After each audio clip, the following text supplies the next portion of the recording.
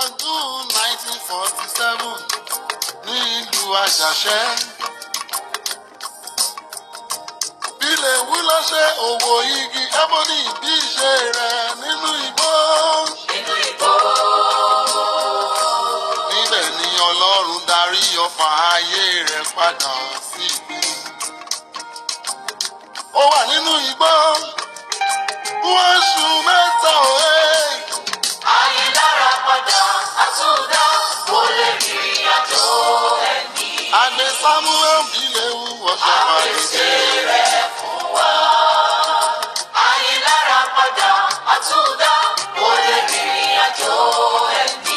Adé Samuel Bílẹ̀wù ọ̀ṣọ́ Àpèsè rẹ̀ fún wa.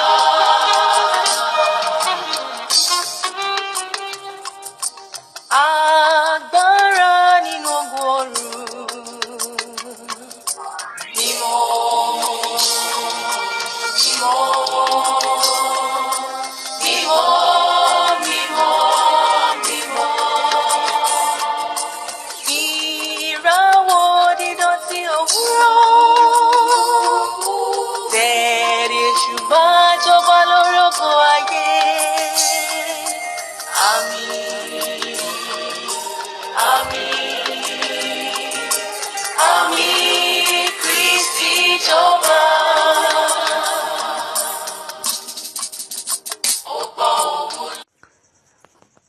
23 juillet 2024, série des enseignements bibliques, Genèse 19, moniteur, frère Samuel Ademola Boladi. Alléluia, alléluia, alléluia. Bonjour, bonsoir, bonne soirée, partout où vous êtes, sur la surface terrestre. Une fois encore, j'aimerais souhaiter les bienvenus à tout le monde, à tous ceux qui nous ont rejoints à cette rubrique d'enseignement, de série d'enseignements bibliques sur la plateforme True Word in Season. Ma prière à Dieu pour nous est celle-ci, que Dieu va nous guider et va être continuel avec nous. Maintenant, prions. Une fois encore, je vous souhaite les bienvenus sur cette plateforme et ma prière de toujours est celle-ci, que Dieu soit le meilleur et soit continuel avec nous. Dans ce voyage, notre Dieu, cette personne que nous adorons, que nous servons, jour comme nuit, comme un roi. Comme le roi a dit à Daniel, que si votre Dieu que vous adorez jour et nuit est capable de vous sauver de la main ou des gueules des lions, et Daniel a dit au roi, moi mon Dieu que je sais va envoyer ses anges pour fermer la gueule des lions. Et je vous dis, nous adorons ce même Dieu-là. Nous servons ce même Dieu et il va nous dériver de tous les pièges au nom de notre Saint Jésus. Nous étions dans la série abrahamique récemment et nous sommes sur le point où, quand il s'est entretenu avec le Seigneur, l'Éternel des cieux. Et pour pouvoir faire un rappel, les trois personnalités qui avaient visité Abraham étaient le Père, le Fils et le représentant des anges, le chef des anges. Et ces deux-là, ils ont installé le lavement des pieds et la communion. Après avoir fini de manger, ils ont béni Sarah et ils ont dit à Sarah, nous allons revenir l'année prochaine et tu auras déjà un enfant. Dieu connaît sa parole parce que quel que soit ce qu'il dit, la Bible nous a dit qu'il est capable de parfaire sa parole. Que la Bible a bien dit que quand il dit, il le fait certainement. Après ce scénario, Dieu a maintenant l'intention de visiter Sodome et Gomorrhe. Parce que les cris de leurs iniquités sont venus jusqu'à Dieu. Et j'ai dit la fois passée que ça là, c'est comme le symbole de la fin des temps. Vous pouvez voir la plupart des chrétiens aujourd'hui, même dans l'église, ils sont plus que les habitants de Sodome. Ils sont des sodomiques. Ils sont dans le Christ, mais ils n'ont pas le comportement qu'on doit avoir dans le Christ. L'église doit encore faire l'église doit se retourner. Et je vous avais déjà dit que Jésus a dit que Abraham a vu mes jours. Donc ces jours, c'était les jours du Christ. Hébreu nous a dit, Dieu a parlé à nous à la fin des temps à travers son Fils. Ça serait pitoyable pour certaines personnes qui n'allont pas entendre la voix du Fils. Il y a d'autres personnes, ils lisent juste la Bible et ils disent, nous lisons la Bible. Est-ce que la Bible vient en voix pour vous?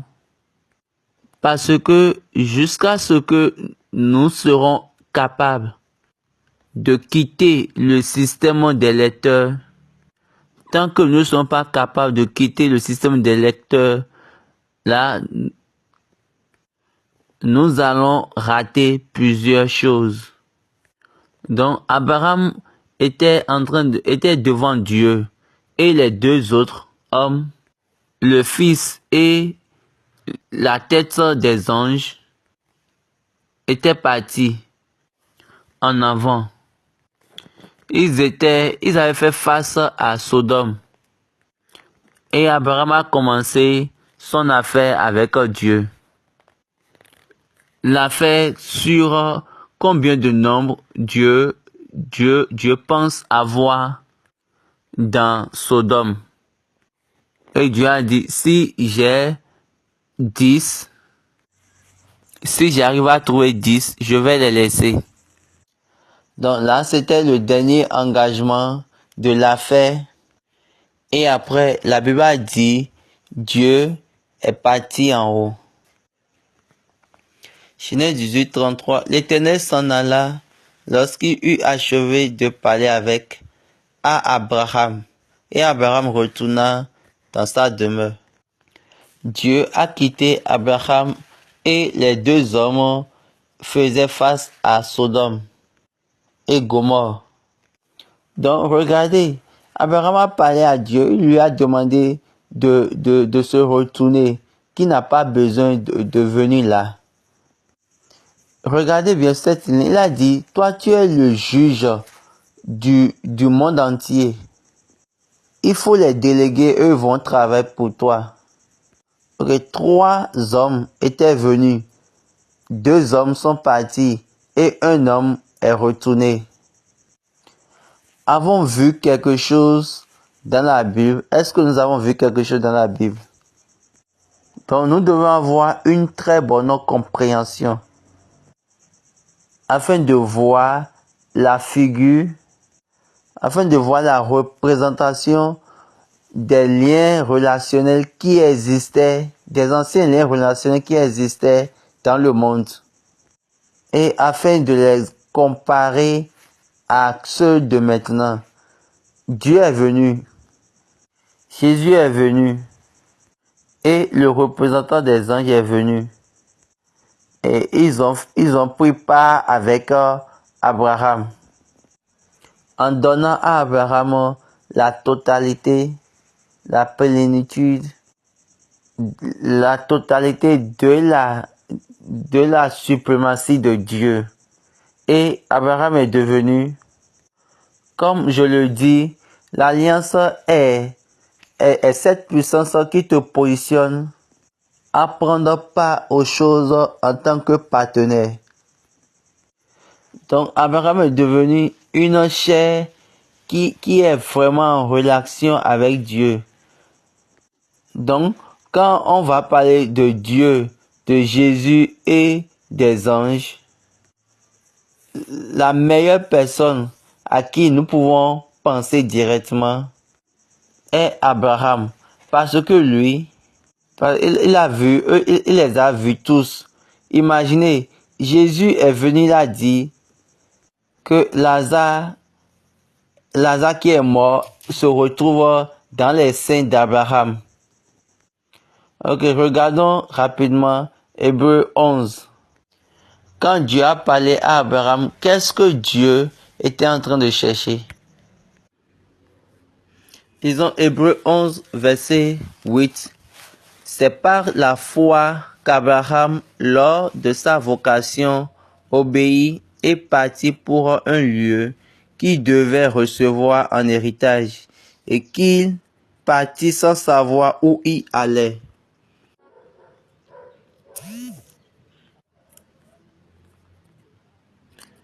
C'est par la foi qu'il vint s'établir dans la terre promesse. Excusez, c'est par la foi qu'il vint s'établir dans la terre promise, comme dans une terre étrangère, habitant sous des tentes, ainsi qu'Isaac et Jacob, les héritiers de la même promesse. Regardez bien la foi. Car il attendait la cité qui a de solides fondements, celle dont Dieu est l'architecte et le constructeur. Donc de là, nous en constatons que Abraham, lui, ne regardait pas la terre. Il est en train de regarder un autre lieu. Il regardait une cité qui a de solides fondements, celle dont Dieu est l'architecte. Dans son esprit, il dit quoi? Si Dieu vient et puis il va encore ailleurs, donc c'est ce qui est ailleurs là, c'est ça il guette. Il a dit quoi? Dieu me donnera quelque chose de différent par rapport à ce que les gens héritent ici. C'est pour ces raisons quand Dieu dit, c'est à toi je donnerai cette terre et à tes descendants. Quand la Bible a paraphrasé ceci lui a été imputé comme justice. Dans le chapitre 15, il a demandé à Dieu, Seigneur, comment nous pouvons le savoir que nous irons sur cette terre-là? Genèse 15, verset 6. Abraham eut confiance en l'Éternel, qui le lui imputa à justice. L'Éternel lui dit encore, je suis l'Éternel qui t'ai fait sortir d'Ur en Chaldée pour te donner en possession ce pays. Abraham répondit, Seigneur Éternel, à quoi connaîtrai-je que je le posséderai? Regardez bien sa question. Abraham est en train de se concentrer, de se focaliser sur la terre, sur la cité que Dieu est l'architecte et Dieu est le constructeur. Il a dit quoi? Il a posé cette question. Il a dit, ceci, c'était pas mon intention. Maintenant, tu m'as dit que tu vas me donner la terre de Canaan. Comment moi je saurais que tu vas me donner cette terre-là? Sur cette terre, il y a des rois, il y a des princes, il y a des nobles. Et toutes ces personnes-là habitent déjà la terre et cette terre que tu as dit que tu vas me donner. Est-ce que vous comprenez? Donc, dès que Dieu lui a dit de sortir, il a entendu Dieu sort. En même temps, dans son esprit, il s'est appliqué directement à ce que Dieu a dit. À cause de cette foi. Donc, quand vous vous appliquez vous-même à la foi, vous commencez par vous relater à l'identité de la foi, à la personnalité de la foi. Dieu t'a promis et Dieu t'a fait une promesse et tu recherches une petite chose. L'identité et la personnalité de cet auteur, cette personne qui a parlé, parce que la foi vient de ce qu'on entend. Cette identité vous donnera l'espoir, vous donnera l'espérance. Abraham a compris que la personne qui me parle, c'est Dieu, c'est le grand Dieu, le Dieu de tout l'univers. Comment tu vas me donner quelque chose que quelqu'un hérite déjà? Donc Abraham était concentré, regardait, recherchait la cité construite par Dieu même, où Dieu est le fondateur. Donc il vivait sur ces intentions-là. Et la Bible même a dit qu'il vit selon ses intentions. Donc c'est comme ça l'homme sur qui nous sommes en train de parler. Donc les deux autres hommes, des visiteurs, ils étaient partis à Sodome et Gomorrhe. Donc nous allons continuer avec Genèse 19. Les deux anges arrivaient à Sodome sur le soir. Et Lot était assis à la porte de Sodome. Quand Lot les vit, il se leva pour aller au-devant d'eux et se prosterna la face contre terre. Aujourd'hui, nous allons continuer avec le chapitre 19 du même livre de Genèse. Maintenant, regardons ce que la Bible a dit. N'oubliez pas, avant, ils étaient 3 hommes. Maintenant, 2 hommes. Autrement dit, 2 anges. Et ils sont venus à Sodome le soir. Lot était assis à la porte de Sodome. Lot les a vus et s'est prosterné comme Abraham. Parce que avant, Abraham avait commandé tous ceux qui étaient dans sa maison. Il a enseigné son Dieu à tous ceux qui étaient avec lui. Il les a enseignés par le commandement. Il les a bien élevés proprement. Donc, ce que Abraham pouvait faire, l'autre aussi pouvait le faire. Donc, ce que Abraham a fait là-bas, et quand il a vu les personnes, l'autre aussi était en train de faire ça ici. Donc, il a gardé l'enseignement d'Abraham.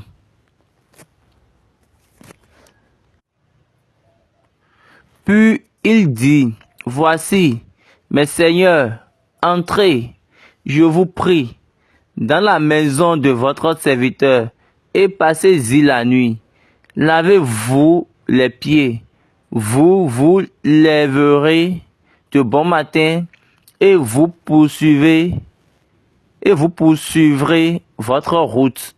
Non, répondit-il, nous passerons la nuit dans la rue. Mais Lot les pressa tellement qu'il vint chez lui et entrait dans sa maison. Il leur donna un festin et fit cuire des pains sans levain et ils mangeaient. Quand on regarde bien Lot a dit les mêmes choses dans une différente formule. Commençons par vérifier chaque ligne. Réécoutez bien ce que Lot a dit. Il a dit, voici, mes seigneurs, entrez, je vous prie, dans la maison de votre serviteur, et passez-y la nuit. Lavez-vous les pieds. Vous leverez de bon matin. Et écoutons ce que Abraham avait dit. Regardez ce que Abraham a dit. Genèse 18, verset 3. Il dit, Seigneur, si j'ai trouvé grâce à tes yeux, ne passe point, je te prie, loin de ton serviteur. Permettez qu'on apporte un peu d'eau pour vous laver les pieds et reposez-vous sous cette table. Maintenant, quand on vient chez Lot, Lot a dit, venez passer la nuit chez moi. Lot avait déjà compris la nature de Sodome. Je ne peux pas vivre dans cette cité si vous pouvez me sauver. Donc revenons dans Genèse 19, verset 3. Mais Lot les pressa tellement qu'ils vinrent chez lui et entrèrent dans sa maison. Il leur donna un festin et fit cuire des pains sans levain, et ils mangeaient. Ils n'étaient pas encore couchés que les gens de la ville, les gens de Sodome, entouraient la maison depuis les enfants jusqu'aux vieillards. Toute la population était accourue. Donc, le fils Jésus et le représentant, le chef des anges, ils ont encore mangé dans la maison de Lot. Donc, ce n'est pas pour rien. Jésus dit à Jean-Baptiste que lui il est venu pour jeûner. Que cette personne-ci là, il est démoniaque. Que moi, je suis venu pour manger, pour boire. Vous avez dit, quand Jean ne mangeait pas et il fait que jeûner, vous dites que cette personne, c'est un démoniaque. Maintenant, moi, je suis venu, je mange, je bois et vous dites que je suis un gourmand. Est-ce que vous voyez? Les trois avaient pris part avec Abraham. Maintenant, les deux sont venus à Sodome et ils ont pris part encore avec Lot. Et ils ont mangé le soir. Donc, ce n'est pas étonnant que ce n'est pas pour rien que Jésus dit, faites attention selon la vie des pharisiens, qui est l'égoïsme.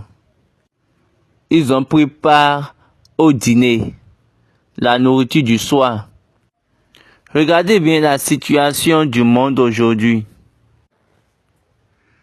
Ils appelaient Lot et lui dirent, où sont les hommes qui sont entrés chez toi cette nuit? Fais-les sortir vers nous, pour que nous les connaissions. Lot sortit vers eux à l'entrée de la maison et ferma la porte derrière lui. Est-ce que vous avez remarqué la manière dont le monde de la chrétienté évolue aujourd'hui? Ceci est une partie. Il faut connaître Christ. Ils sont en train de connaître Christ immoralement. Ils abusent de Christ. Ils causent plusieurs choses qui amènent les gens à perdre la vie. Nous avons oublié que notre vie, c'est la vie du Christ. Que la vie, elle est la vie du Christ. La vie qu'il nous a donnée. Parce que nous avons quitté les ténèbres. Et j'ai déjà corrigé cette phrase-là quand on dit « donne ta vie à Christ ». Et je vous ai déjà dit que vous n'avez pas de vie. Vous êtes venu pour recevoir la vie. Maintenant, après avoir reçu la vie, vous venez et vous commencez par créer des choses dans votre environnement. C'est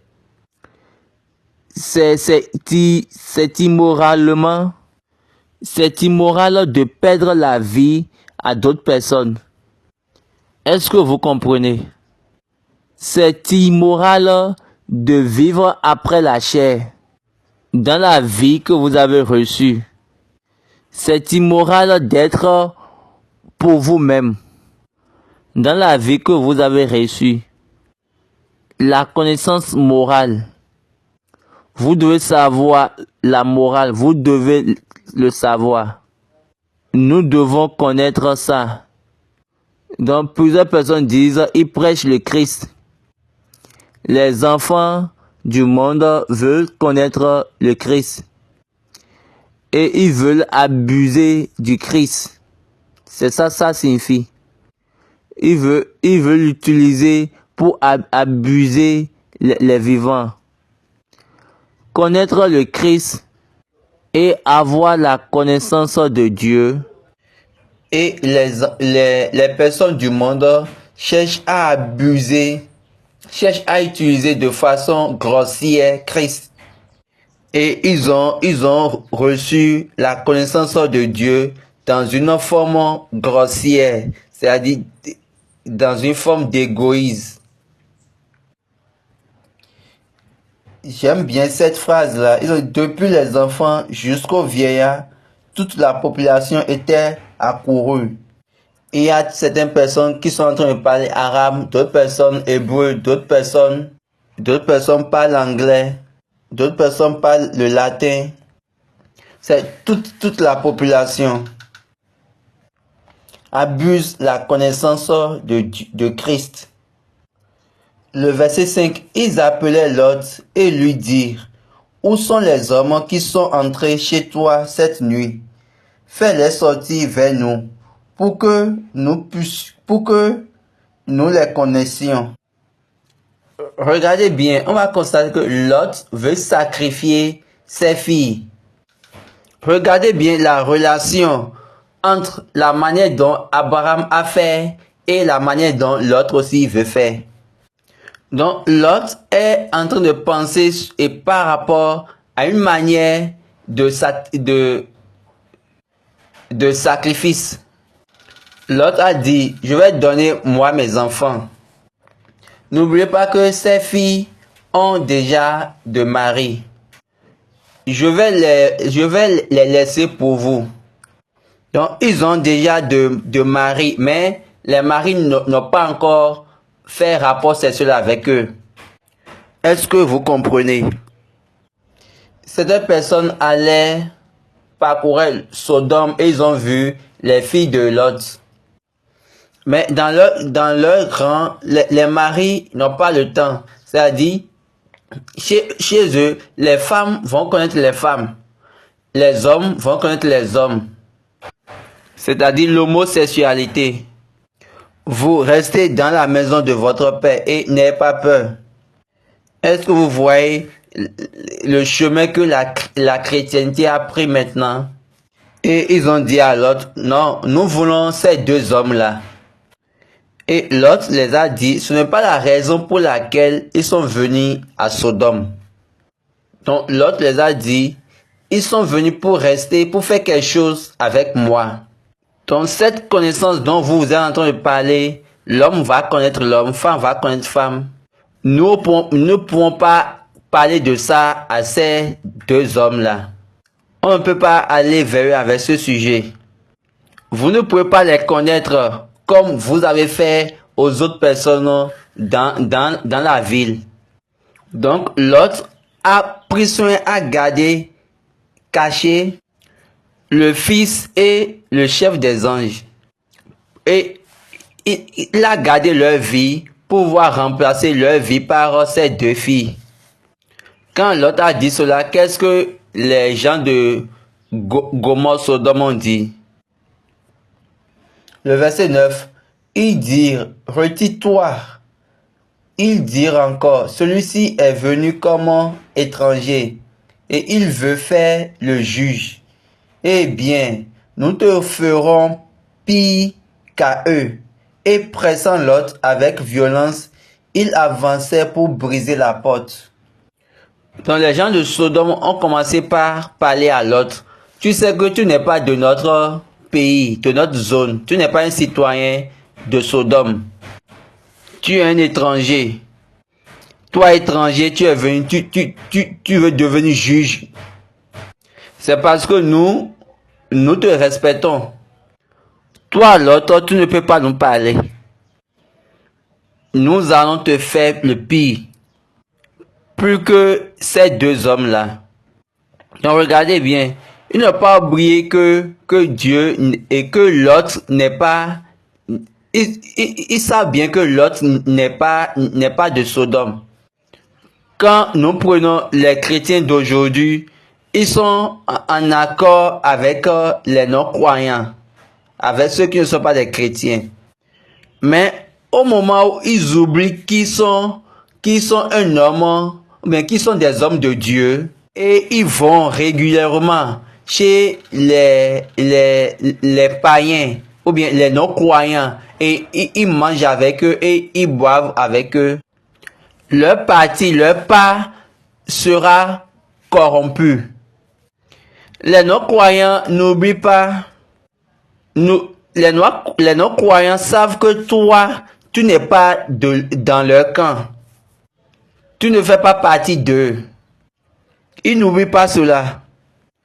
Donc c'est pour cette raison quand l'autre voulait commencer par faire un jugement, ils l'ont mis de côté. En lui disant non. Et en lui disant non, toi tu n'es pas dans la Bible. Ceci est ceci, ceci est ceci. Il faut te juger toi-même. Il ne faut pas utiliser ça pour pouvoir nous juger. Il ne faut pas utiliser ces mots-là. Hé, va quelque part. Mettons Dieu d'un côté. Nous, c'est de cette manière, nous faisons notre chose. Maintenant, si tu ne veux pas comprendre, va, quitte notre pays. Ils ont vu et ils ont dit à l'autre, tu ne peux pas être juge. Parce que c'est pas parce que nous t'avons donné et nous t'avons honoré. Même si on t'a honoré, ça là, ça ne change pas les règles. Que toi, tu es étranger et non un citoyen. Nous t'avons adopté ici. Et pressant l'autre avec violence, il s'avançait pour briser la porte. Et Baba disait, est-ce que vous voyez? Ceci c'est le temps où le Fils et le chef des anges, c'est de là le Fils et le chef des anges ont fait preuve. La Bible a appelé Lot juste. Pierre chapitre 2. Deuxièmement Pierre chapitre 2 à partir du verset 6.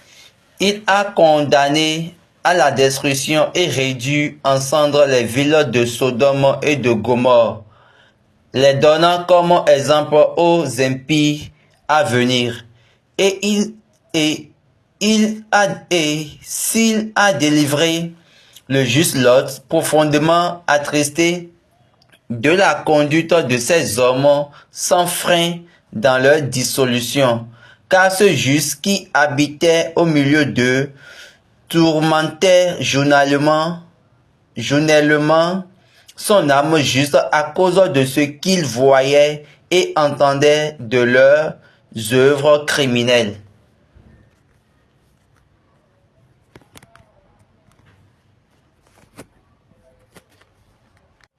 N'oubliez pas, quand il voulait se séparer d'Abraham, il a choisi le pays de Sodome. Donc, c'est pas pour cette raison qu'on va le condamner. Parce que là, ils se sont convaincus sur ça. Donc, on n'avait rien vu en lui qui pouvait le condamner. Sa droiture. Il n'était pas en voyage avec Abraham. C'est Abraham qui est venu, qui l'a cherché. Donc c'est Abraham lui-même qui a cherché Lot. Donc la Bible nous a dit que cet homme juste qui vivait parmi eux, il entendait et puis il écoutait. Et son cœur son âme de justice, son âme de juste est attristé chaque jour. Donc, chaque jour, il est attristé. Est-ce que vous voyez?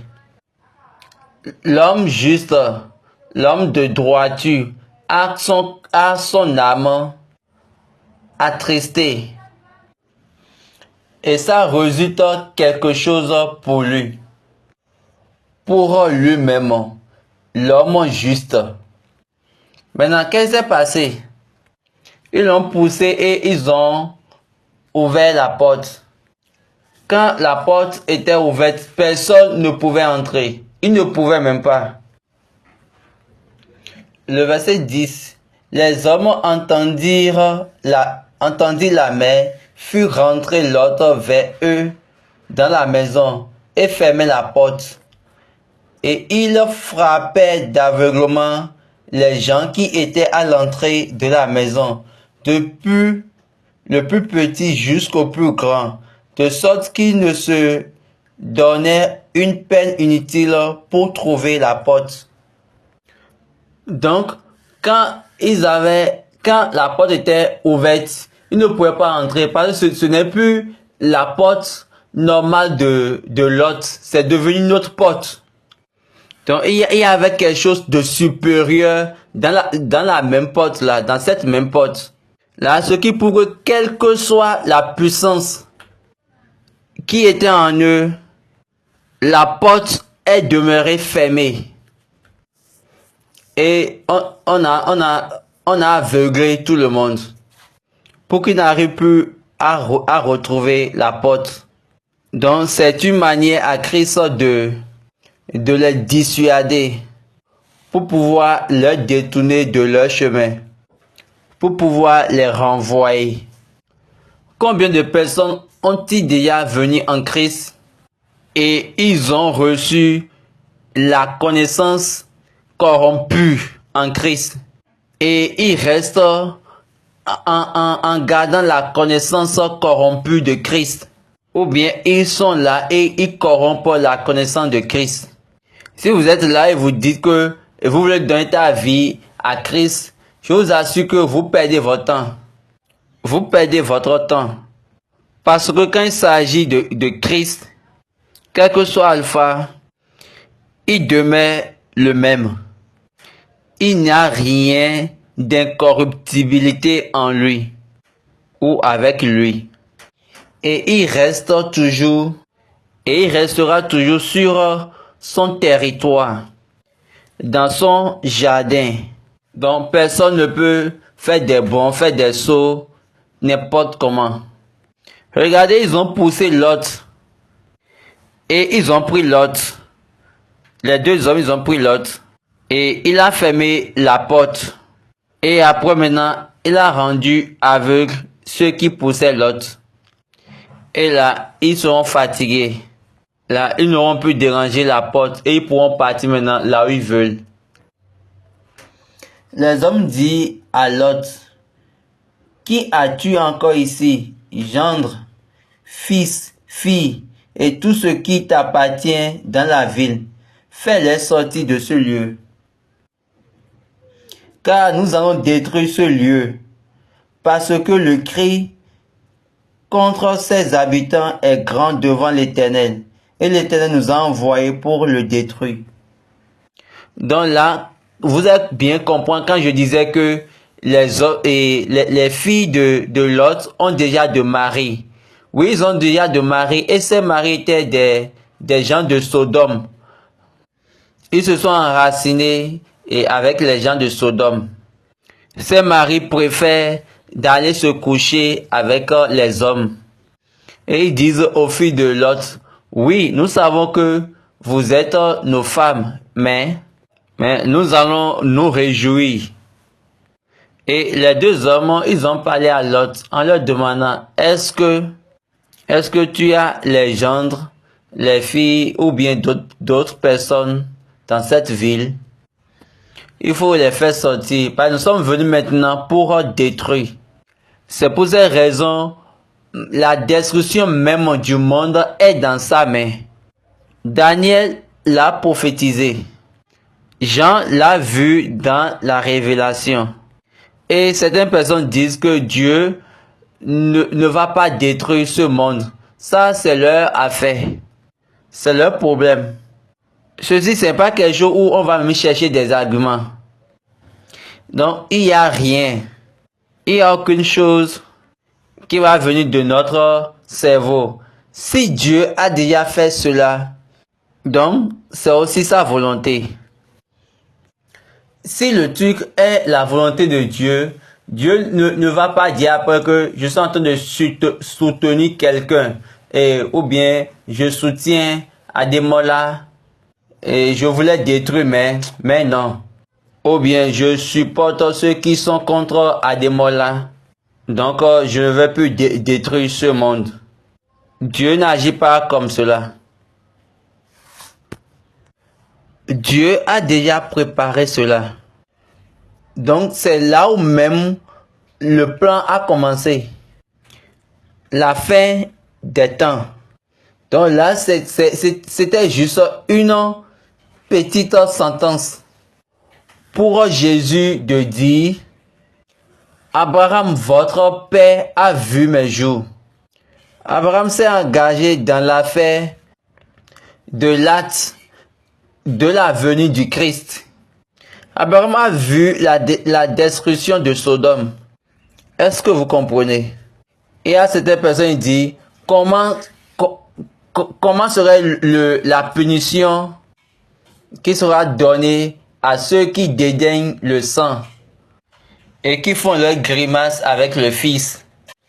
Comment serait leur punition en se comparant au jour de Sodome, en se comparant au jour de Moïse? Lisons Hébreux 10, verset 29. De quel pire châtiment pensez-vous que sera jugé digne celui qui aura foulé aux pieds le Fils de Dieu, qui aura tenu pour profane le sang de l'alliance par lequel il a été sanctifié et qui aura outragé l'esprit de la grâce? Donc, quelle est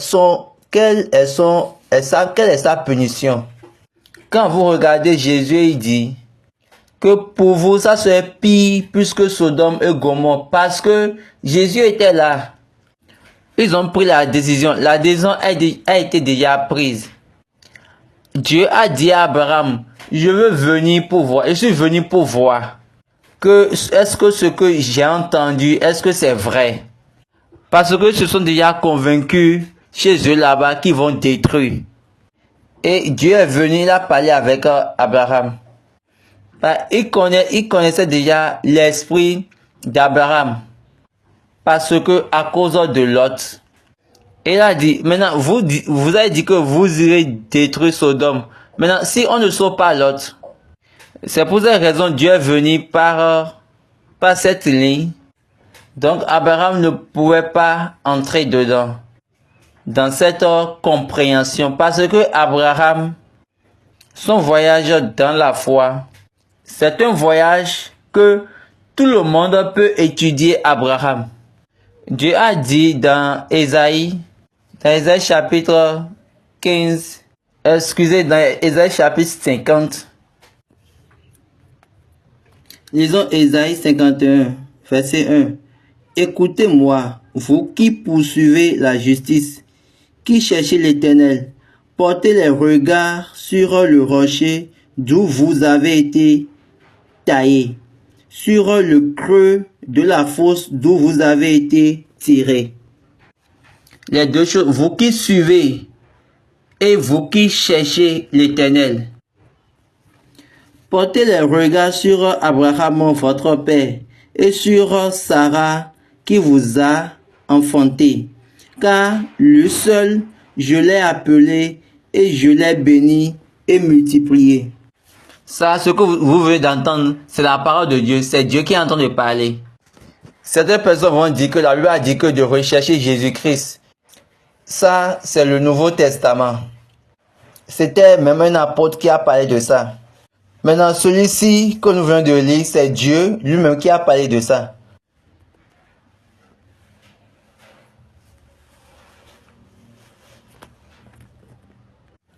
Regardez bien où se trouve le poids. Entre les deux, qu'est-ce qui pèse? Gardez ceci, pour apprendre la foi, vous n'allez pas apprendre la foi avec Jésus. Si vous voulez apprendre la foi, vous apprenez la foi avec Abraham. Parce que c'est de lui que nous sommes envoyés. C'est de lui que nous sommes sauvés plutôt. Quand vous voyez Jésus, la promesse a été assurée pour toute la postérité. C'est dans Romains chapitre 4. La foi d'Abraham. C'est pourquoi Ésaïe 51 a dit, votre père, Abraham, votre père. Donc, lisons Romains 4, verset 16. C'est pourquoi les héritiers le sont par la foi, pour que ce soit par grâce, afin que la promesse soit assurée à toute la postérité, non seulement à celle qui est sous la loi, mais aussi à celle qui a la foi d'Abraham, notre Père à tous, selon ce qui est écrit. Aujourd'hui, tout le monde prêche la grâce. Et vous dites, je crois dans la grâce, en la grâce. Et vous ne savez pas que la foi vient avant la grâce. Est-ce que vous comprenez? Donc, c'est d'abord par la foi et après par la grâce. Donc, quand vous attendez de Dieu, là, c'est par la capacité de Dieu. C'est Dieu qui a parlé. C'est à Dieu de parler. Donc, vous devez travailler en accord avec ce que vous avez entendu. La foi vient de ce qu'on entend. La foi vient de ce qu'on entend et ce qu'on entend vient de la parole de Dieu. Quand Élisabeth a dit à la Vierge Marie, à la Sainte Marie, bénie soit-elle.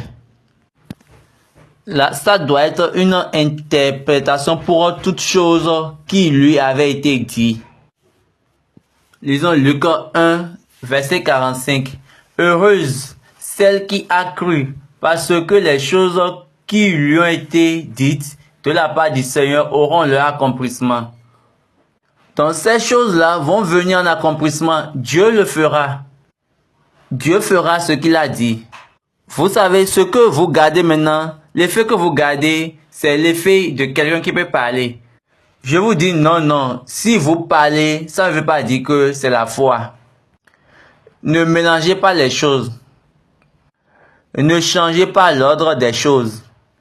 Pour apprendre la foi, le chemin de la foi, le principe de la foi, allez rechercher ça dans Abraham.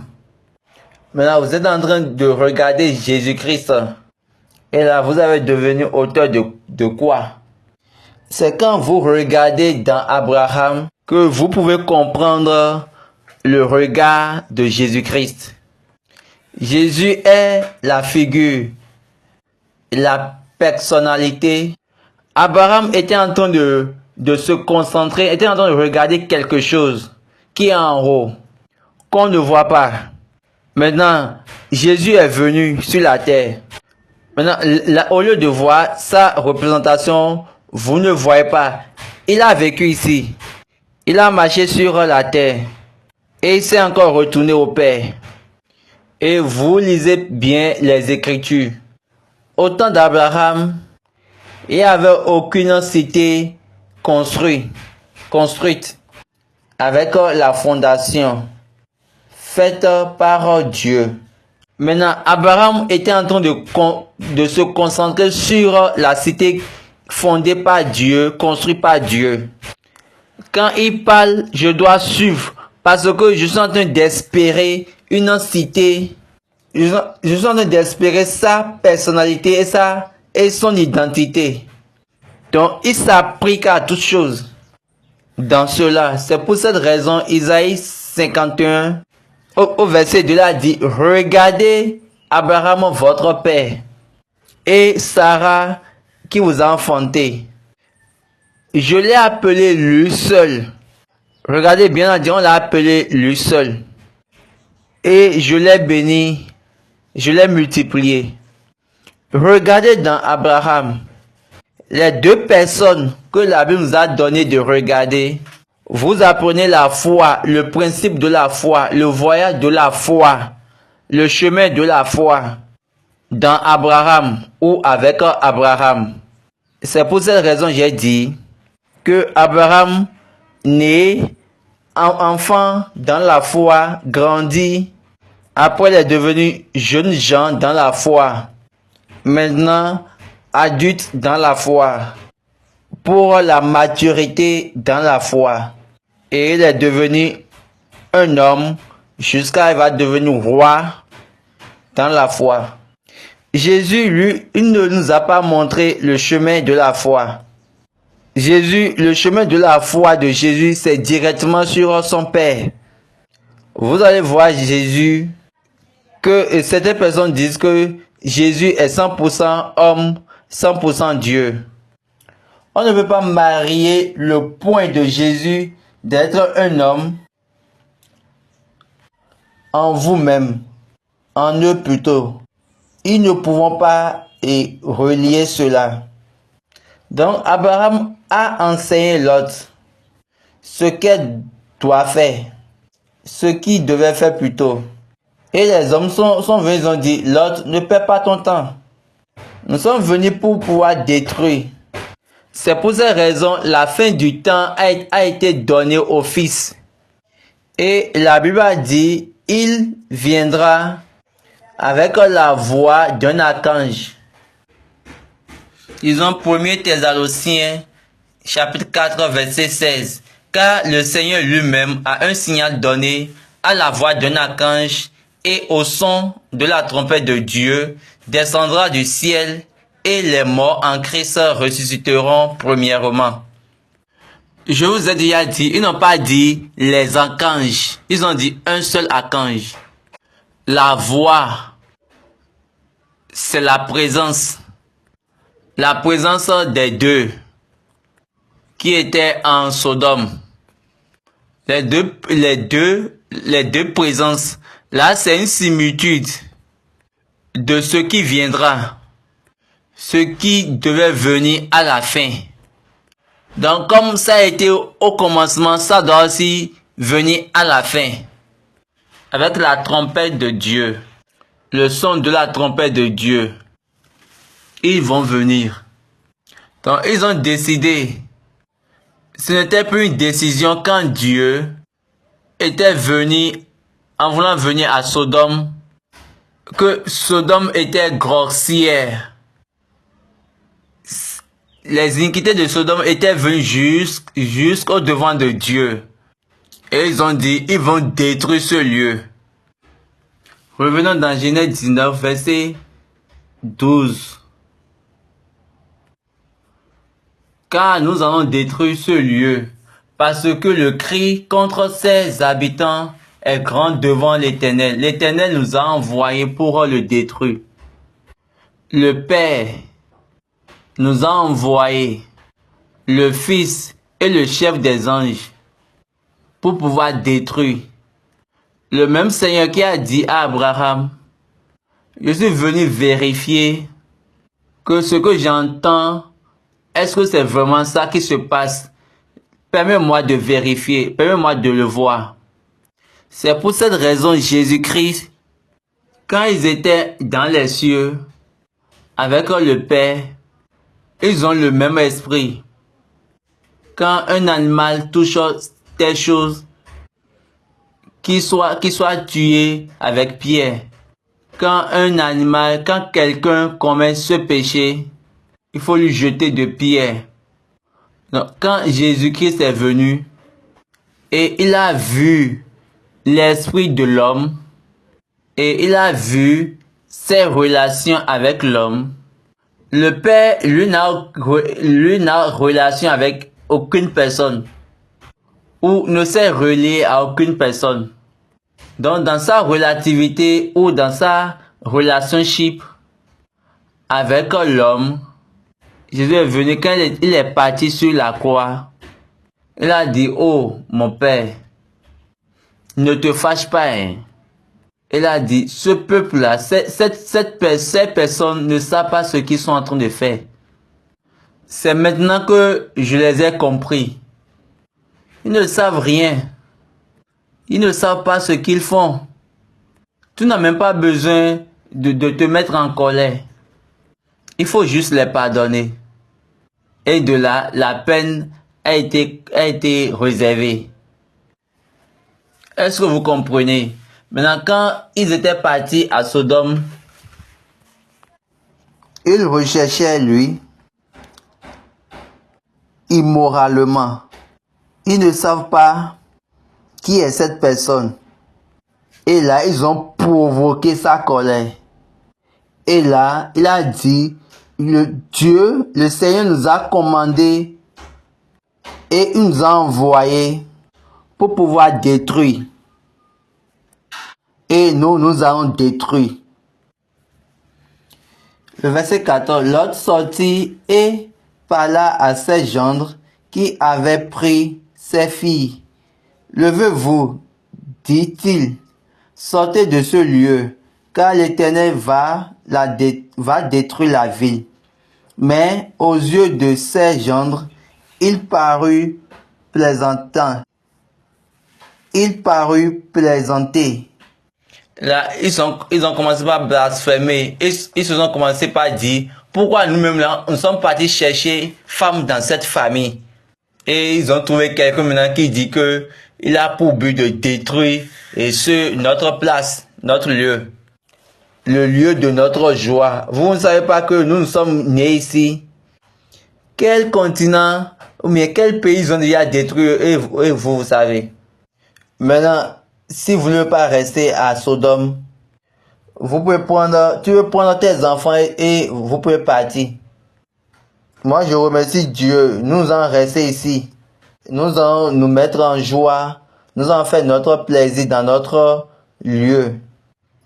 Là, c'est le cœur de vivre la joie. Et c'est de cette manière plusieurs personnes pensent maintenant.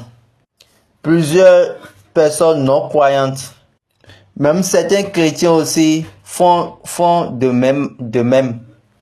Parce qu'il y a un temps, il y a eu des prédications sur l'ancienne terre. Et il y a une prédication qui dit que 2000 personnes seront des chrétiens. Et ça avait circulé. Je ne sais pas si vous vous rappelez de ça. Et ils ont dit que en 2000, l'année 2000, le feu va venir. Et ils disent que en 2000, Dieu doit faire quelque chose. Depuis là, Dieu n'a rien fait. Maintenant, nous sommes en 2024. Ce que je dis, je ne sais pas si vous avez déjà vu sur les réseaux sociaux en temps. Donc, Dieu est en train d'attendre ce temps pour voir ceux qui vont résister, ceux qui vont demeurer, ceux qui vont rester loyaux pour la foi, loyal pour la fidélité. Est-ce que vous comprenez? Dieu nous a donné cette période. Dieu a juste croisé ses bras dans son sein. Et il regarde, il est en train de regarder. Et ceux qui disent l'année 2000, est-ce qu'ils sont, eh bien, ils ont déjà corrigé cela. Et ils disent que c'est la fin des temps. Et c'est la fin, c'est l'histoire de la fin. Que la fin a commencé. Donc, ils attendent Dieu pour que Dieu puisse détruire le monde. Décembre est venu, janvier est venu, ainsi de suite, rien ne s'est passé. De 2000 jusqu'en 2001, rien ne s'est passé, on a parcouru tous les mois. Et les amis avaient commencé par dire, j'espère que vous avez dit qu'en 2000, là, il y aura quelque chose, non? Donc, certaines personnes s'empoisonnent eux-mêmes. Plusieurs choses se sont passées cette année-là. Parce que les gens ont promis plusieurs choses. Les gens ont vendu leurs propriétés. Parce que c'est la fin des temps. Mais au lieu de penser, au lieu de savoir comment il faut relier pour pouvoir venir dans la réalité de la foi, de relier dans la foi. C'est pourquoi la Bible a dit de regarder Abraham. Dieu a dit cela. Dieu va vous laisser du temps pour pouvoir y penser. Comment nous pouvons relater cela? Comment nous pouvons lier cela, relier cela? Quand on regarde cette personne, toute chose qu'il fait, c'est de la compassion. Nous voulons enregistrer cela. Revenez, les fils de Dieu. Retournez, mais vous les hommes, vous avez refusé de vous retourner. Ça ne va pas garder Dieu par rapport à ce qu'il veut faire. Son but est son but. Donc ils ont demandé alors de quitter là au lieu de la destruction. Dès l'aube du jour, les anges insistaient auprès de Lot en disant, lève-toi, prends ta femme et tes 2 filles qui se trouvent ici, de peur que tu ne périsses dans la ruine de la ville. Donc la seule personne qui a été sauvée de cette communauté était la femme de Lot, parce qu'elle était là avec ses 2 filles. La femme, elle est sodomique. Quand Lot était avec Abraham, il n'avait pas de femme. C'est quand elle est partie à Sodome qui s'est mariée. Les maris de ses filles, eux, ils ont refusé. Maintenant, la femme maintenant dit en elle, moi je vais quitter maintenant mon pays. Et oh mon Dieu. Et ça là, cette intention est dans son esprit. Elle pouvait raisonner ainsi. Et là, vous pouvez comprendre pourquoi elle s'est retournée. Très tôt le matin, les anges ont dit, prends ta femme et tes 2 filles et quittez. Et comme il tardait, les hommes le saisirent par la main, lui, sa femme et ses 2 filles, car l'Éternel voulait l'épargner. Ils l'amenèrent et le laissèrent hors de la ville. Donc là, on va constater que même Lot, lui aussi, ne voulait pas quitter. Donc il se jouissait de ce qu'il avait à Sodome. L'homme juste, son cœur était attristé. Il était attristé. Il était en colère par tout ce qu'il avait, tout ce qu'il a vu. Est-ce que vous comprenez? Il était en colère. Qu'est-ce qu'ils ont fait? L'ange et le Seigneur, ils ont pris Lot et ses filles. L'autre a pris la femme et l'homme et le second a pris les deux filles. Et ils les ont enlevées de la ville. Après les avoir fait sortir, l'un d'eux dit, sauve-toi pour ta vie, ne regarde pas derrière toi et ne t'arrête pas dans toute la plaine. Sauve-toi vers la montagne de peur que tu ne périsses. L'autre leur dit, oh mon Seigneur. Alors 4 instructions ensemble, 4 instructions en 2 instructions. On dit sauve-toi, ça va être 1, ne regarde pas derrière. Derrière toi, ça va être 2, ne t'arrête pas dans toute la montagne. 3, sauve-toi vers la montagne. 4. Donc les personnes lui ont laissé 4 instructions. Premièrement, sa vie. Maintenant, ta vie. Après ta vie, maintenant, tes émotions. Dans ta vie. Les émotions qui vont te faire retourner. Ne regarde pas derrière. Donc, on lui a donné une autre mentalité. Quand ta vie est touchée, ça veut dire quoi? Ta mentalité est déjà touchée. Et ta mentalité va corrompre cette vie. Donc, ta vie, ta mentalité. Après ça, on lui a donné là où il doit regarder. On lui a donné la destination. Ne va pas dans la plaine. Regarde la montagne. Laisse ta vision sur la montagne. Il faut que ta vision soit en haut. Donc, ne mets pas tes trucs là sur la terre. Quand Dieu est dans ton affaire, donc, ça devient module. Ta vie, 1, 2, ta mentalité. 3, et ton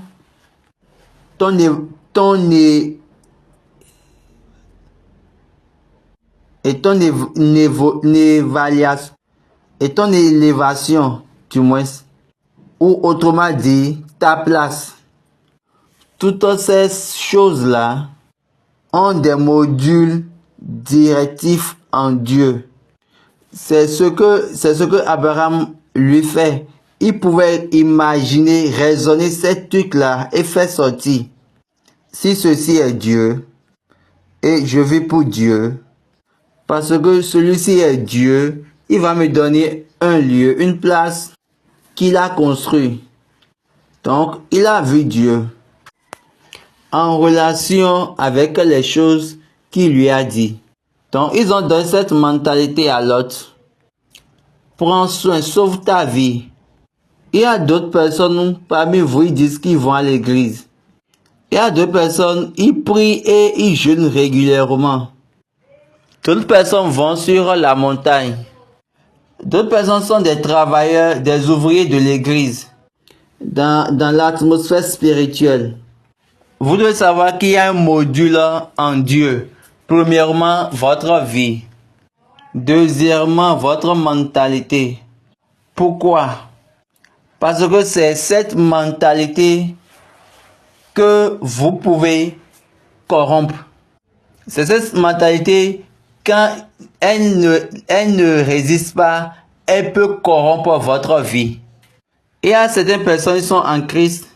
L'apôtre Paul a dit que dès maintenant, il n'y a plus de condamnation pour ceux qui sont en Christ. Parce qu'ils sont déjà vivants, ils vivent déjà, ils ont la vie. Parce que Christ a la vie. Donc, ils sont dans la vie. Mais, ils ne doivent pas travailler après la chair. Là, la question de mentalité, elle revient. Ils doivent travailler après l'esprit. Donc, il faut noter, il y a de la condamnation pour quiconque qui marche dans la vie, qui est dans la vie de Christ, mais qui travaille selon la chair. Donc, ils ont donné à l'autre la mentalité et les processus que vous devez utiliser pour opérer en Dieu. Les processus qui opèrent en Dieu. Je vous reprends. Votre vie en première position, votre mentalité en deuxième position et enfin votre place, votre destination, votre vision, votre vie, votre mentalité, votre vision. Donc si votre mentalité ne corrompt pas votre vie, vous allez parvenir à votre vision actualisée.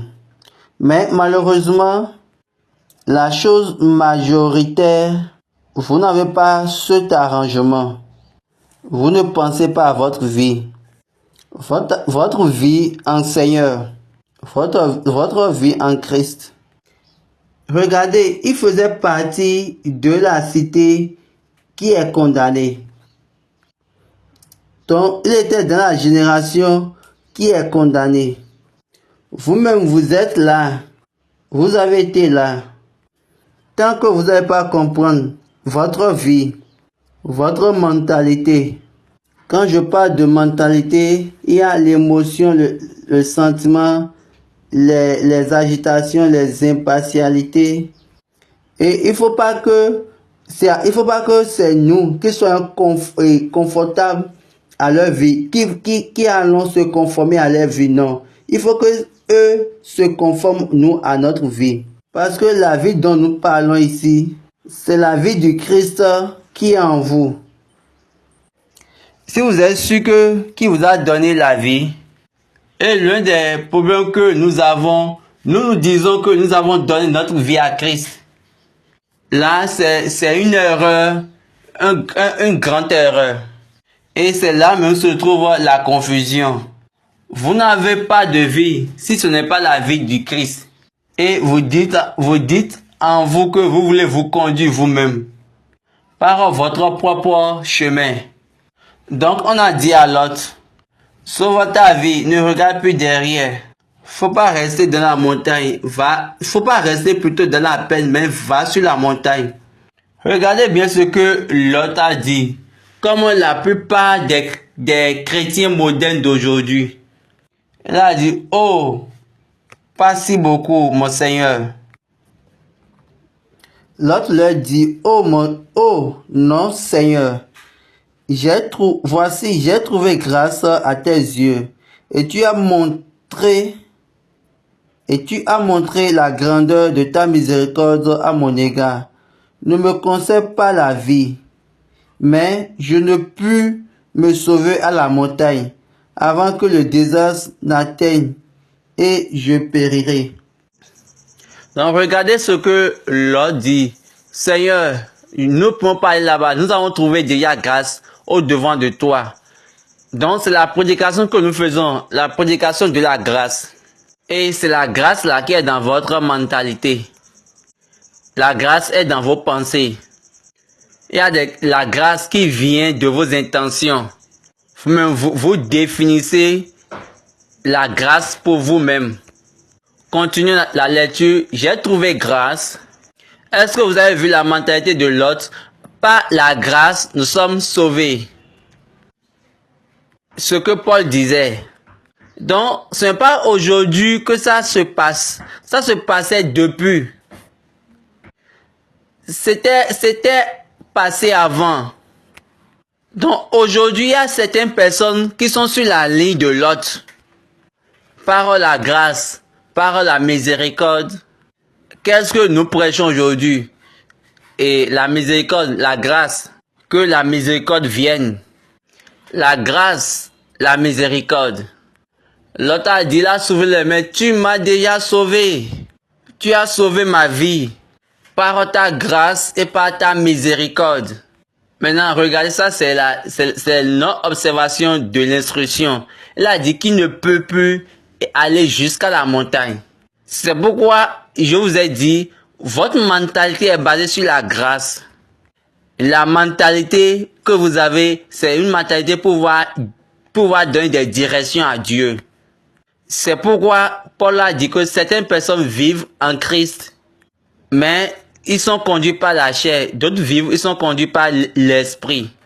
Donc l'esprit l'a déjà dirigé. Il a dit non, c'est pas ça là, moi je veux. Moi je veux pas aller là-bas. Je veux aller par ce chemin, par ce là-bas, là, je vais faire ce que je veux. C'est les choses que nous voulons faire. Paul a dit, est-ce que vous pouvez être humilié? Est-ce que vous pouvez être décontenancé? Et à certaines personnes, quand vous trouvez en même temps des difficultés, en même temps, vous vous rappelez de votre ancienne mentalité. Quand il y a Et maintenant, quand vous êtes dans les bonnes conditions, là, vous devenez les seigneurs pasteurs dans la foi. Vous devenez Seigneur, vénérable, suprême, supérieur. Toutes ces appellations que vous connaissez mieux. Que vous-même, vous êtes donné dans l'église. Pour vous-même. Dans notre église. Cette mentalité derrière, cette ancienne mentalité est toujours sur votre tête. Et vous l'avez gardée avec vous. Donc, le principe du Fils et le chef des anges qui veut détruire le monde, on dit, va-t'en. Donc, le principe qui va vous sauver à la fin, écoutez, sauve ta vie, votre vie. Ne regardez pas derrière, ça fait deux. Vous savez que quand il va sauver sa vie, ça veut dire quoi? Il va aller jusqu'à la montagne. Donc ça veut qu'il y a de l'ordre en Seigneur, en Dieu plutôt. Sauve ta vie. Ne regarde plus derrière.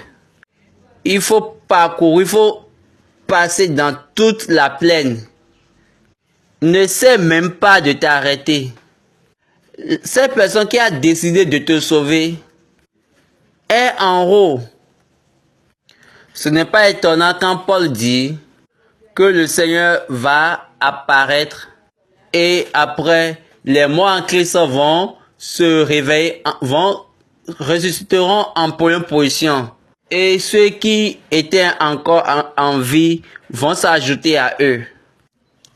Est-ce que vous voyez? Et ils iront maintenant en haut.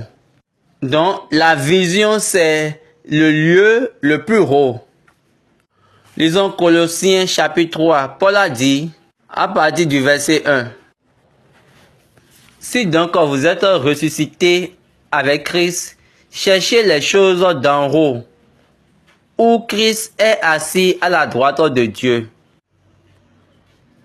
Affectionnez-vous aux choses d'en haut, et non à celles qui sont sur la terre, car vous êtes morts et votre vie est cachée avec Christ en Dieu.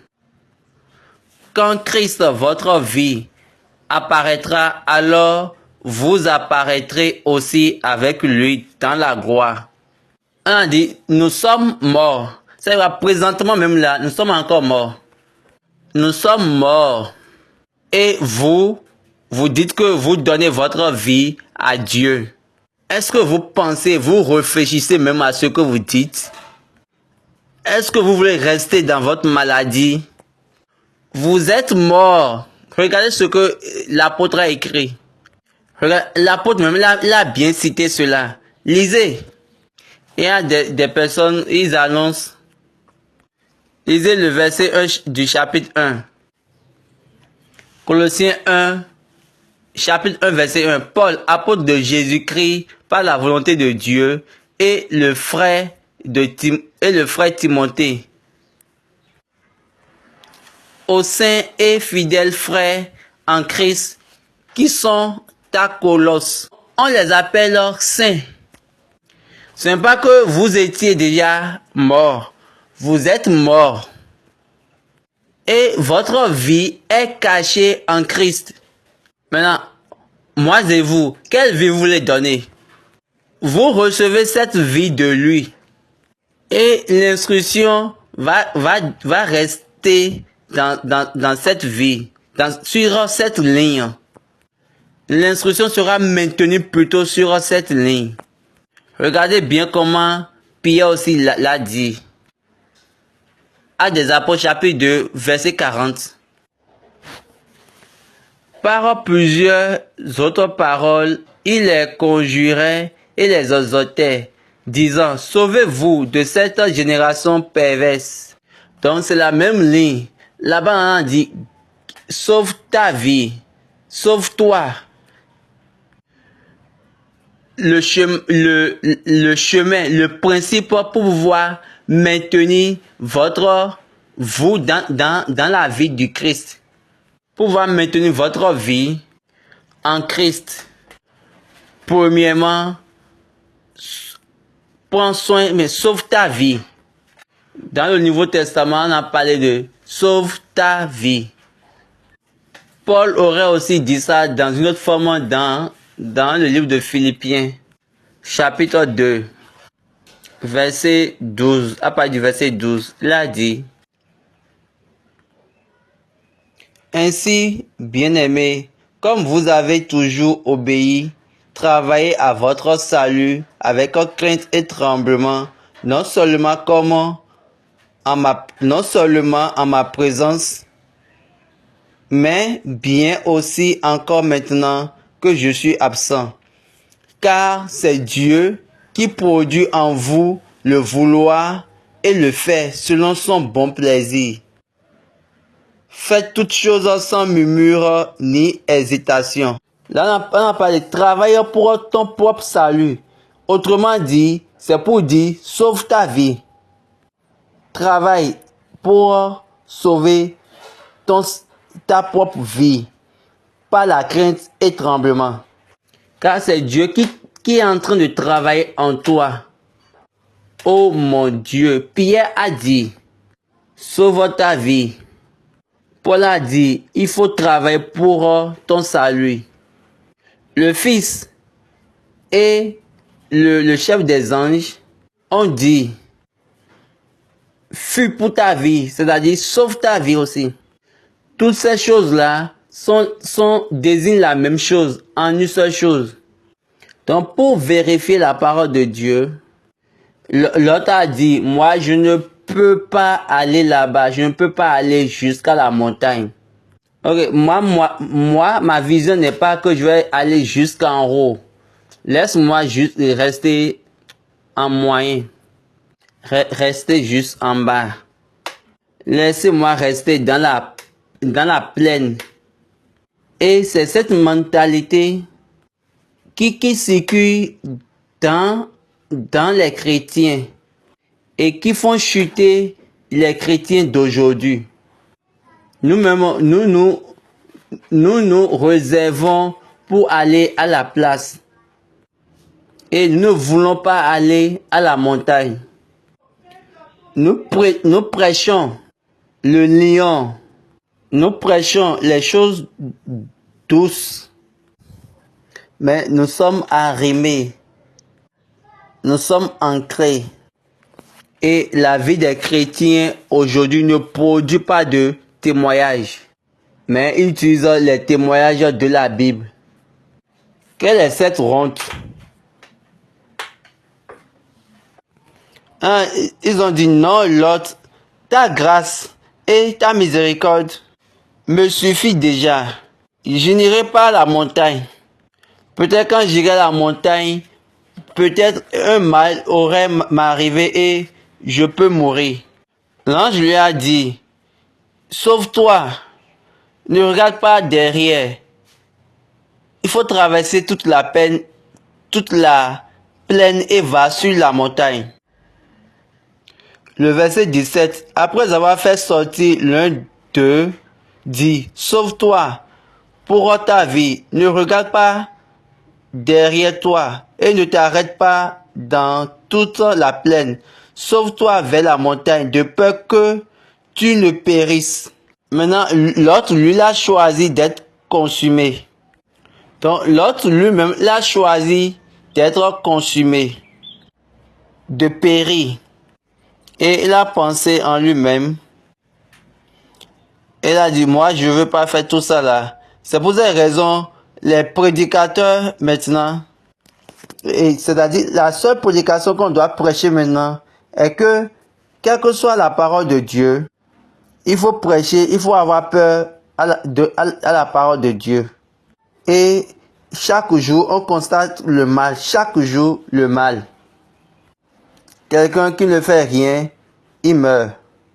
Quelqu'un qui n'a jamais payé et sa dîme doit mourir. Donc, comment quelqu'un qui ne met pas sa prémisse ici, il meurt. Il ne va pas être riche. Aujourd'hui, toutes vos prières sont concentrées sur les ennemis.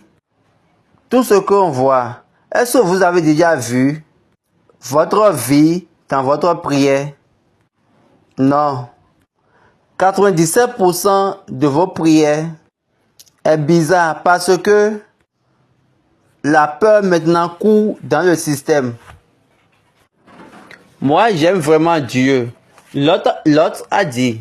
Donc, le Fils et le chef des anges, ils n'ont pas choisi de refuser à l'autre ce qu'il a dit. On lui a donné la libre volonté.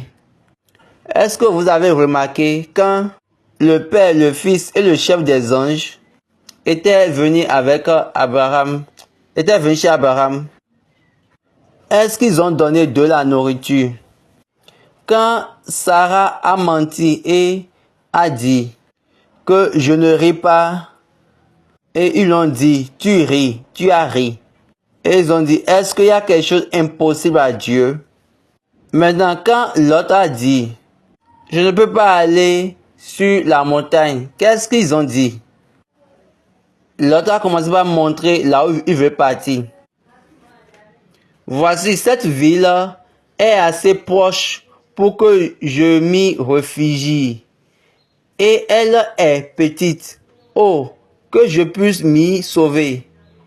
N'est-elle pas petite et que mon âme vive? Donc, c'est ce que sa foi a déclaré ça. Ça, c'est sa propre foi. Et il a déclaré, comme aujourd'hui vous déclarez. Et vous dites, je déclare la vie dans la vie de ces personnes. Quand ce que Dieu a promis, et vous déclarez la vie pour les gens. Et Peter de Jean a dit, quel que soit ce que vous avez fait, vous devez demander selon sa volonté. Il va Il va attendre plutôt. Quelle est sa volonté? Sauve-toi. Sauve ta vie. Ne regarde plus à rien. Ne te retourne plus. Ne reste pas dans la plaine. Va sur la montagne. Afin que tu ne périsses pas. C'est tout. Là, c'est la volonté parfaite. Et l'autre a dit, moi, je ne vais pas me sauver sur la montagne. Laissez-moi rester ici. C'est une petite ville. Et mon cœur vivra. Mon âme vivra plutôt. Et Baba sourit. Et Baba dit, il est en train de prophétiser la mort. La vie dans la ligne de la mort. Dans la tête de la mort. Il a pris Dieu de faire Abraham la personne bénie. Pour bénir Abraham, était comme un chemin. Le verset 21, il lui dit, voici, je t'accorde encore cette grâce. Je ne détruirai pas la ville dont tu parles. À toi de t'y réfugier, car je ne peux rien faire jusqu'à ce que tu y sois arrivé. C'est pour cela que l'on a demandé à cette ville, c'est pour cela l'on a donné à cette ville le nom de Soar. Donc là, c'est l'autre même qui a prophétisé et là où il va aller. Comme un pasteur m'a dit un jour, quelqu'un m'a dit qu'un pasteur lui a dit, quand Jacob a maudit Ruben, il a pris l'onction de Moïse pour pouvoir enlever la malédiction de Jacob. Et quand il m'a dit ça, je lui ai demandé, est-ce que Moïse a été un loin de Jacob? Qu'il a oint. Est-ce que Dieu a dit que je serai appelé le Dieu de Moïse? Et je lui ai demandé, d'accord, maintenant parle-moi en plus. Montre-moi là où Jacob a dit que Ruben doit mourir. L'église céleste chante une chanson. Fún wa Olúwa jíǹde, ìdásí wa má ṣe jẹ́ lásán, ṣe mọ́lẹ̀ wa délé ogun rẹ̀, ká wá ìrẹ̀ bàbá lè jẹ́ ọkàn. Nous devons bénir le Seigneur pour la résurrection. Parce que c'est pas ça que notre vie ne serait pas inutile, vide. Pour que nous ne puissions pas, pour que nous ne vivons pas comme juste, comme les vivants. Pour que nous puissions atteindre notre but. Afin que nous ayons la lumière éternelle. Dans la gloire éternelle. Pour que nous et lui, ensemble, nous serons un. Mais malheureusement, que Moïse a dit, laissez Ruben vivre. Moi j'ai dit, Jacob n'a pas dit que Ruben va mourir. Il a dit que Ruben ne va pas connaître l'excellence. Tu n'auras pas la prééminence. Est-ce que Moïse a dit que il doit avoir la prééminence? Regardez ces choses. Après la mort de Moïse, Ruben devait-il quitter? Écoutez bien l'histoire de Déborah. Juge 5, verset 15. Les princes d'Issachar furent avec Déborah, et Issachar suivit Barak, il fut envoyé sur ses pas dans la vallée, près des ruisseaux de Ruben. Grandes furent les résolutions du cœur. Pourquoi es-tu resté au milieu des étables à écouter le bêlement des troupeaux? Au ruisseau de Ruben, grandes furent les délibérations du cœur. Les princes d'Issachar. Les Issachar sont ceux-là qui connaissent les temps et ce qu'il faut faire dans le temps. Ils étaient avec Déborah et Barak. Donc, ils sont vides des divisions de Ruben. Mais Ruben existait. Ruben vivait plutôt. Est-ce qu'il les scellait? Non. Jacob n'a pas dit à Ruben qu'il va mourir. On a juste dit, Jacob a juste dit que tu ne vas connaître la prééminence, tu ne vas pas être scellé. Genèse 49, verset 2. Rassemblez-vous et écoutez, fils de Jacob, écoutez Israël, votre père.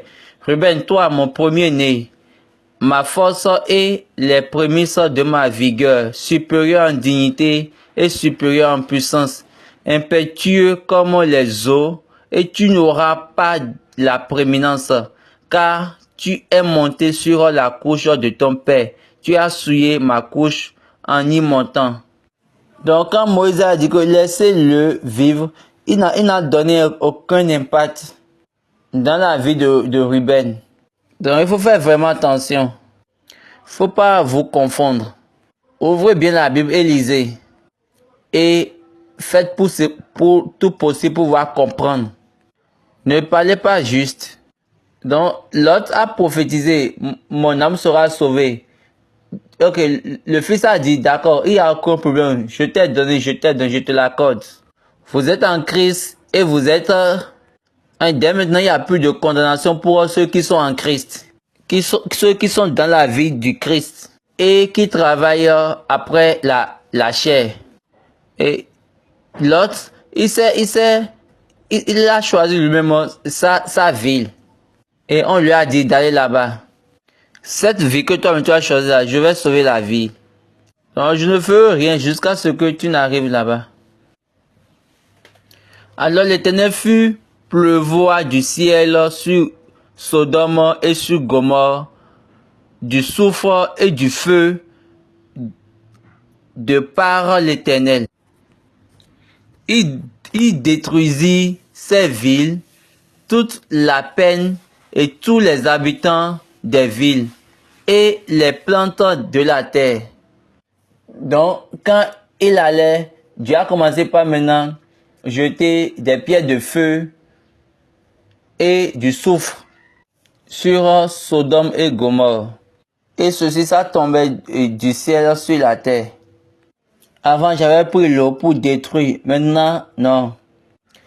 Je chercherai ce lieu plutôt qui vous donnera cette profondeur, c'est-à-dire la distance d'ici jusqu'à dans les cieux. Vous connaissez pas Dieu. Vous supposez la mort. Quand les apôtres ont dit à Jésus, il faut que nous appelons le feu pour faire brûler ces personnes. Jésus a dit non. Que le feu c'est pour la fin. C'est pour la fin des temps. C'est vrai, il a dit que Sodome et Gomorrhe va encore résister contre vous ce jour-là. Matthieu 10, verset 15. Je vous le dis en vérité, au jour du jugement, le pays de Sodome et de Gomorrhe sera traité moins rigoureusement que cette ville-là. Est-ce que vous comprenez? Vous devez comprendre ces choses. Vous devez comprendre les lignes du Christ. Lisons Matthieu 11 du 22 au 24.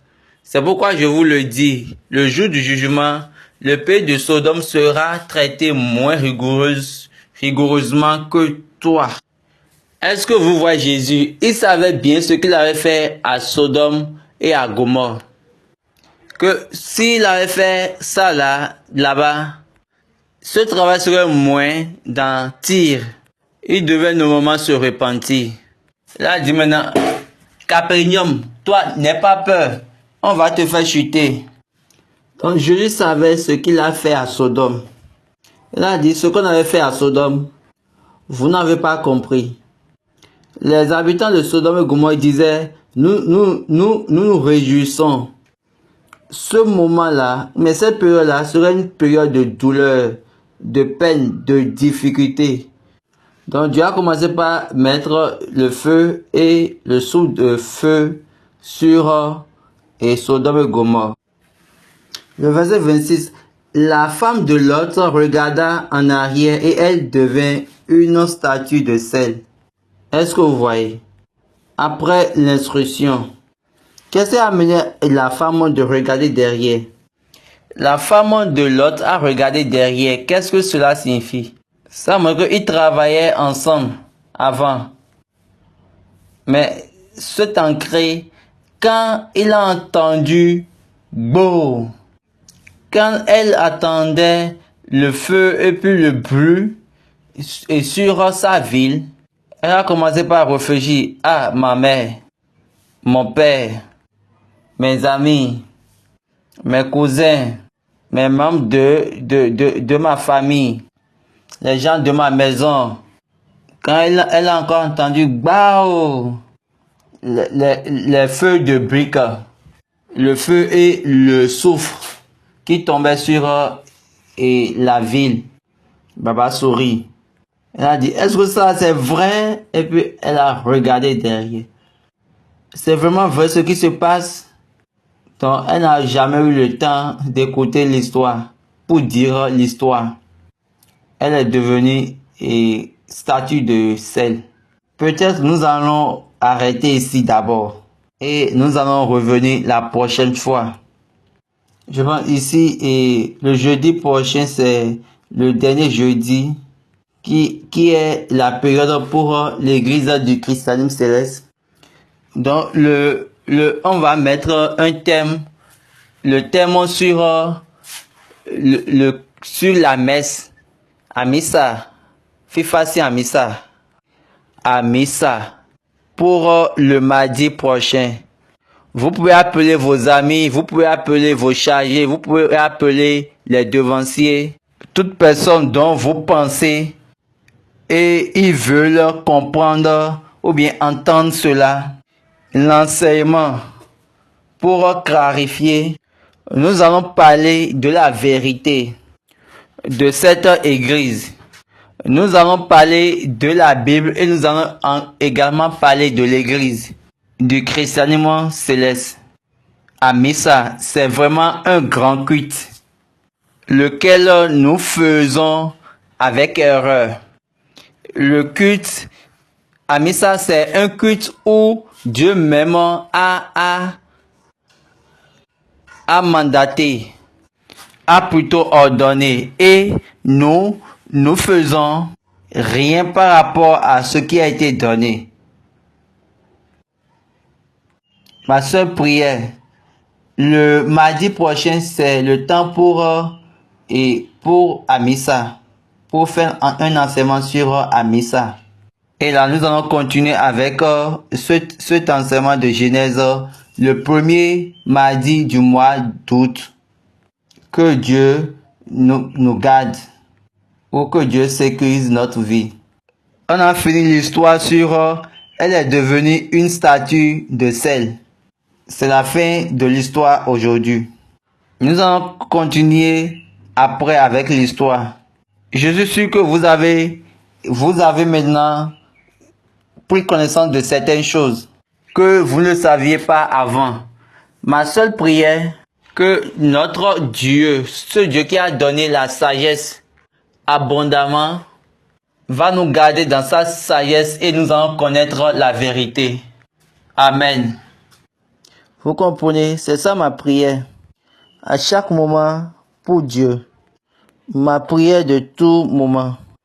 Connaître ces choses, il va vous donner la grâce, une grande grâce pour pouvoir comprendre le voyage de votre foi. Il va vous amener à examiner. Il va vous amener et vous-même, vous allez vous examiner. Et soyez relative à la foi. Là, vous allez savoir si vous êtes relatif à la foi ou bien vous êtes relatif à vous-même. Là, vous allez voir que les résultats sont différents entre la foi de Lot et la foi d'Abraham. N'oubliez pas que Lot est un homme juste et il a été sauvé par la grâce et la miséricorde comme nous le faisons. Après, nous allons voir comment ça a fini. J'aimerais pas trop détailler. Le temps s'en va. Que Dieu soit avec nous. Prions. Jésù Kristi, Olúwa yìí ẹ̀. A dúpẹ́ lọ́wọ́ rẹ̀ tó ti ń bá wa rìn tó fi wá sílẹ̀. Nítorí olóòótọ́ ni ọ nínú gbogbo gbọ́kúgbà ìwà. Bàbá mímọ́, ìrẹ́ lólódodo.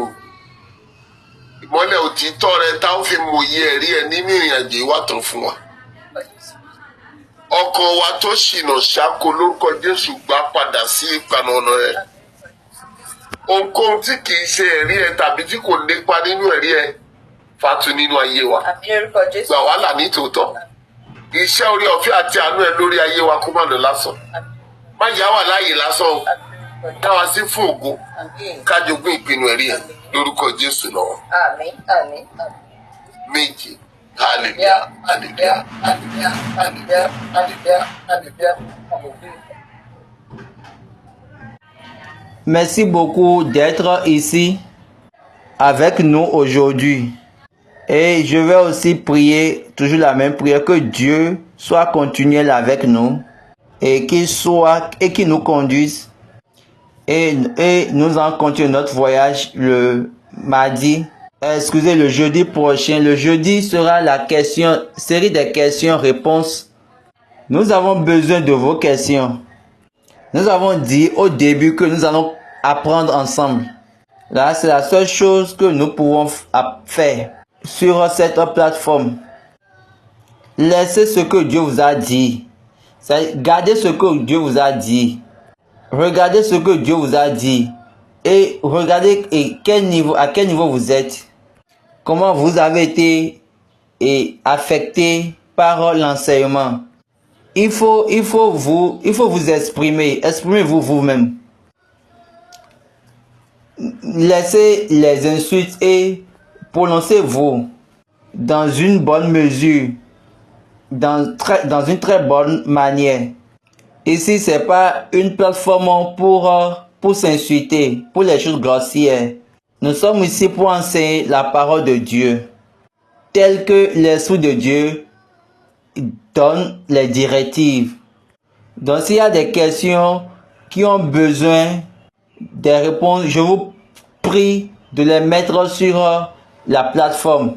Et n'oubliez pas, j'avais dit, nous sommes en train de faire une année d'anniversaire pour les enseignements et 50 ans d'anniversaire pour moi-même. Et les personnes de la plateforme ont demandé qui veut avoir 50 témoignages. Vous avez constaté que les témoignages viennent sur la plateforme. Si vous voulez que vos témoignages feront partie de ces témoignages, si Dieu a fait quelque chose dans votre vie et vous sentez Dieu a fait quelque chose de grandiose avec vous à cause de ce voyage, de ces enseignements, de cette plateforme.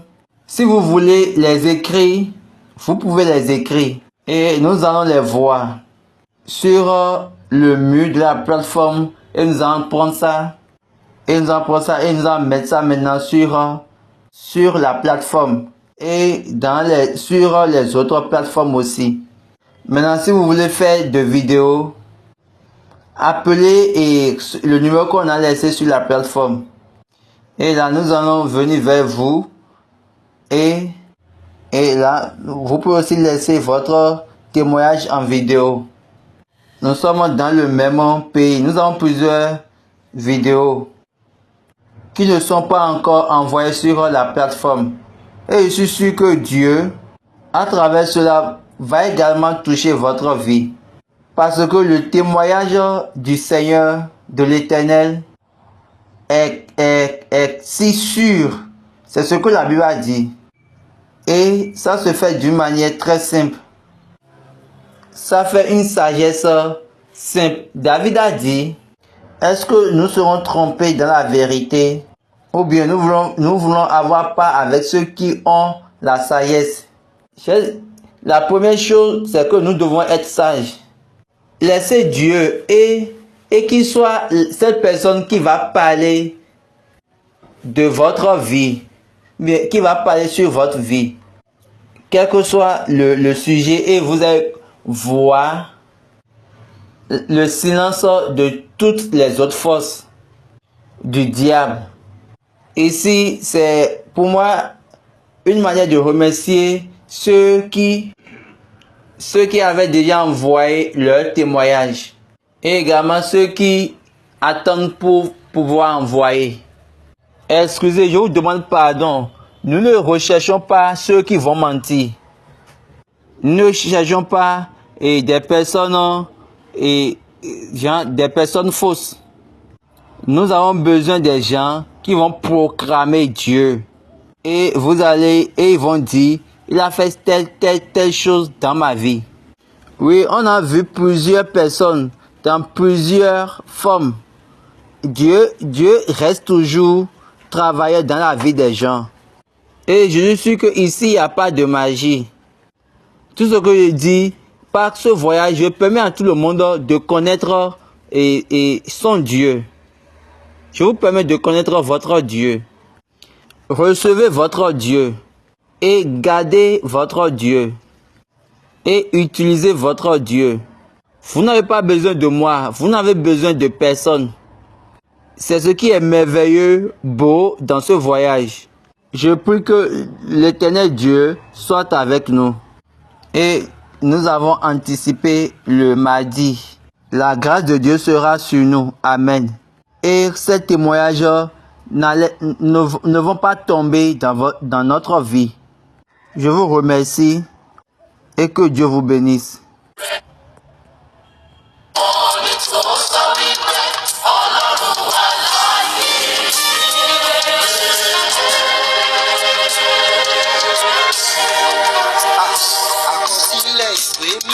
Nípa SDJ Ọ̀ṣọ́fà Dáníẹ́lì rí níran òru ẹnìkan bí ọmọ ènìyàn wá pẹ̀lú àwọn sánmọ̀ ọ̀run wọ́n sì wá sọ́dọ̀ ẹni ayé wọ́n sì mú súnmọ́ iwájú rẹ̀.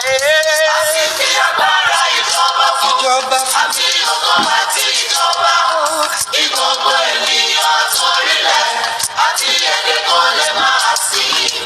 Agbára ìjọba rẹ̀ sì jẹ́ agbára ìjọba ìṣẹ́kù èyí tí a kì yóò ré kọjá.